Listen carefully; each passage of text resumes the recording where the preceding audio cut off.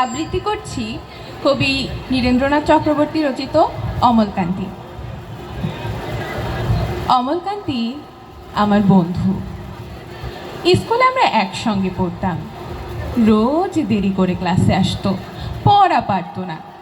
শব্দরূপ জিজ্ঞেস করলে এমন অবাক হয়ে জানালার দিকে তাকিয়ে থাকতো যে দেখে ভারী কষ্ট হতো আমাদের। আমরা কেউ মাস্টার হতে চেয়েছিলাম, কেউ ডাক্তার, কেউ উকিল। অমলকান্তি সেসব কিছু হতে চায়নি। সে রোদ্দুর হতে চেয়েছিল। ক্ষান্ত বর্ষণ কালটাকা বিকেলের সেই লাজুক রোদ্দুর, জাম আর জামরুলের পাতায় যা নাকি অল্প একটু হাসির মতন লেগে থাকে। আমরা কেউ মাস্টার হয়েছি, কেউ ডাক্তার, কেউ উকিল। অমলকান্তি রোদ্দুর হতে পারেনি।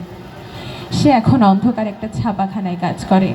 মাঝে মাঝে আমার সঙ্গে দেখা করতে আসে, চা খায়, এটা ওটা গল্প করে। তারপরে বলে, উঠি তাহলে।